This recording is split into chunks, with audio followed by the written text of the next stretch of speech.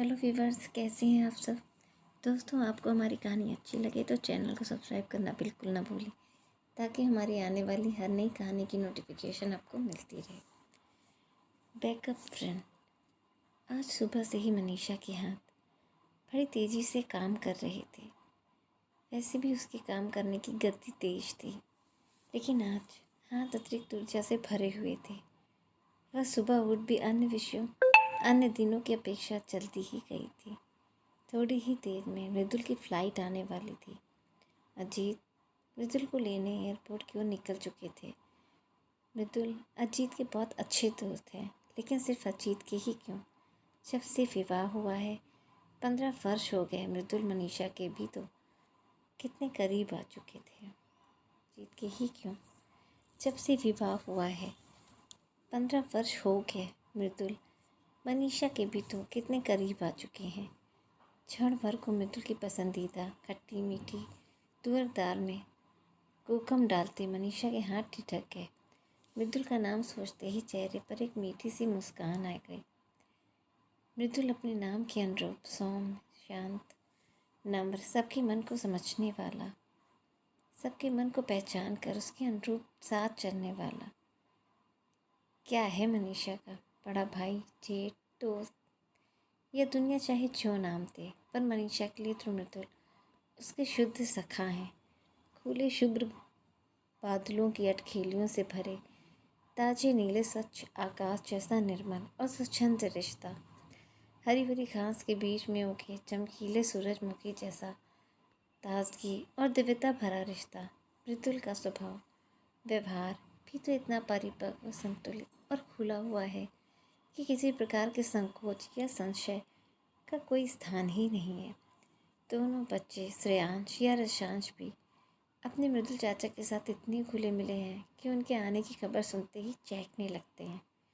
आज तो मनीषा ने दोनों को बताया ही नहीं था कि मृदुल चाचा आने वाले हैं, नहीं तो वो स्कूल ही नहीं गए होते। मनीषा का काम लगभग पूरा हो चुका था। मृदुल की शाम को 6 बजे किसी क्लाइंट से मीटिंग थी। दिन भर वो घर पर ही रहेंगे।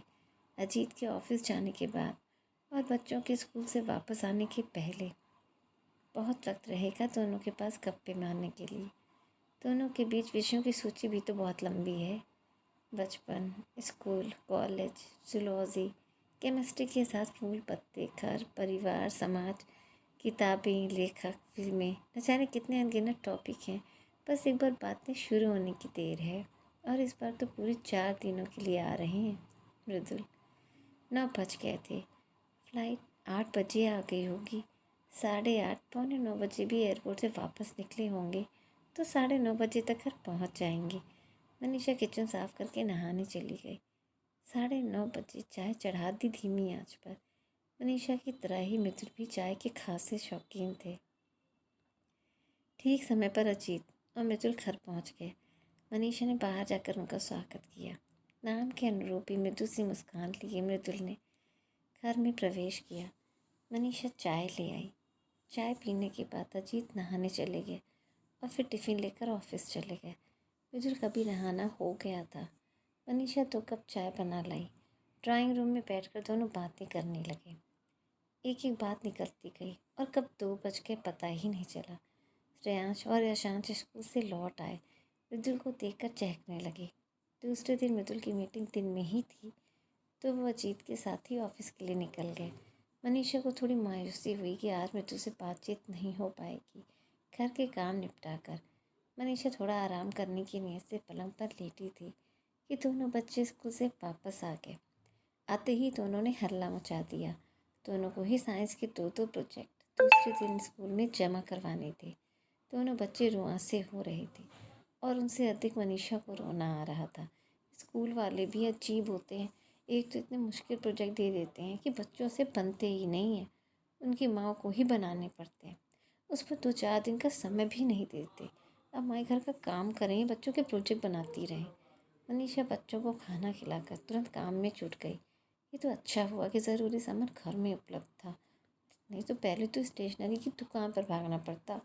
कभी श्रेयांश की मदद करवाती, कभी यशांश की। स्टडी टेबल दोनों बच्चों के चार्ट बनवाने में छोटा पड़ रहा था। तो मनीषा ने सारा सामान डाइनिंग टेबल पर इकट्ठा रख लिया।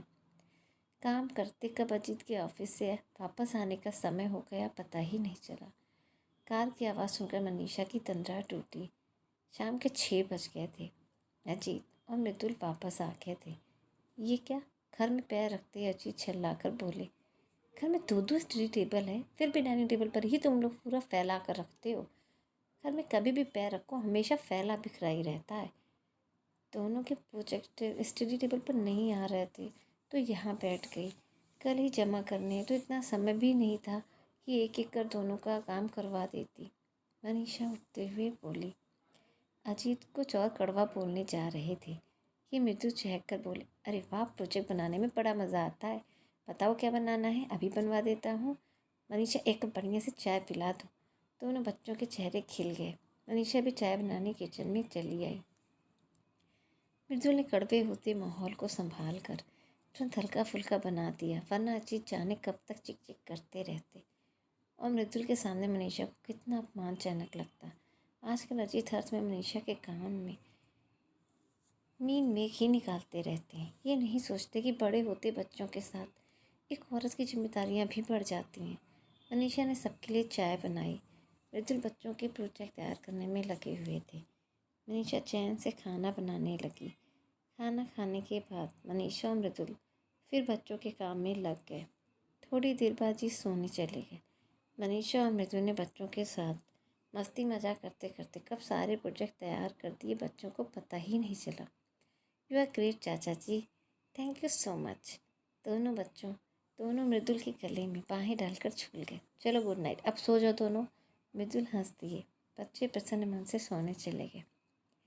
मनीषा बहुत खुश थी। कुछ लोगों का स्वभाव तनावपूर्ण माहौल को भी सरल और सहज बना देता है, कड़वाहट को भी मिठास में बदल देता है। अजीत के स्वभाव के कारण घर भर में एक बोझिलता से छाने लगती है। कुछ लोग होते हैं जिन्हें हर जगह बस नकारात्मकता और कमियां ढूंढते रहने की आदत होती है। ईश्वर के दिए 99 उपहारों पर प्रसन्न और संतुष्ट रहने की बजाय वे एक जो नहीं मिला उसके लिए रोने में अपना जीवन व्यर्थ गवा। जब तक वो घर में रहते हैं तब तक सब सहमे हुए रहते हैं कि कहीं कुछ गलत ना हो जाए। जबकि मृदुल कितना सरल है।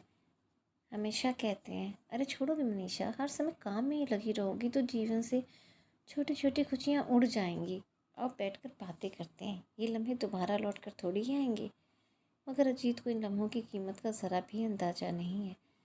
मनीषा की आंखों के कोरे भीग गए।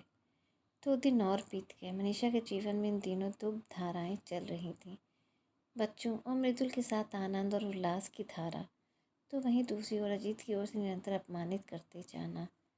लेकिन फिर भी मृदुल के आने से मनीषा ही नहीं अजीत भी खुश थे।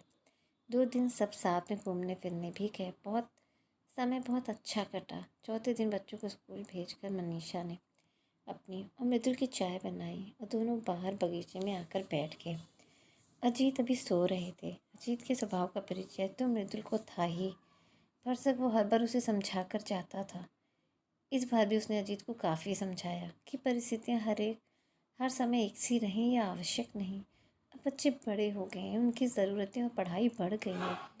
अब मनीषा के लिए प्राथमिक कर्तव्य है दोनों बच्चों की देखभाल। अब अगर इस चक्कर में घर का कोई छोटा मोटा काम रह जाता है या मनीषा नज़रअंदाज कर देती है तो अजीत को बुरा नहीं मानना चाहिए।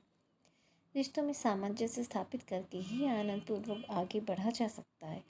चाय का एक गर्म घूंट भरते हुए मनीषा ने मुस्कुराकर मृदुल को देखा। कोई भी कभी परफेक्ट नहीं होता, ना अजीत परफेक्ट है और ना ही मैं, पर हर किसी को एक बैकअप दोस्त की ज़रूरत होती है जीवन में। बैकअप दोस्त? मनीषा ने आश्चर्य से पूछा। हाँ, रिश्तों में, जीवन में कितना भी तनाव या मनमुटाव क्यों ना हो, कोई एक दोस्त ऐसा होता है जिससे बातें करके हमारा मन हल्का हो जाता है, सारा तनाव दूर हो जाता है और हम फिर जीवन और रिश्तों को सहज रूप से निभाने की ऊर्जा प्राप्त कर लेते हैं। मैं आपके साथ सारे विषयों पर बातें करके अपने मन का सारा गुबार निकाल देती हूँ और बहुत अच्छा व तनाव मुक्त महसूस करती हूँ और मैं अजीत को भी माफ़ कर देती हूँ। मन तनाव मुक्त हो, खुश हो तो व्यक्ति प्रतिकूल परिस्थितियों और लोगों से भी सहजता से बिना मन और जीवन में कोई बैर लाए निर्वाह कर पाता है। चाहे अजीत मेरे पति हैं, पर आप मेरे बैकअप फ्रेंड हो, मेरी खोई हुई खुशियों को लौटा देने वाले बैकअप फ्रेंड। अनीशा के मुख पर बहुत प्यारी सी हंसी थी, सूरज की पहली किरण जैसी। मृदुल मुक्त दृष्टि से उस सहज हंसी को देखता रहा। अब मनीषा बड़े प्यार और आदर से अपने बैकअप फ्रेंड को देख रही थी। दोस्तों, कहानी आपको पसंद आए तो कहानी को लाइक और चैनल को सब्सक्राइब करना बिल्कुल ना भूलें। Thank you.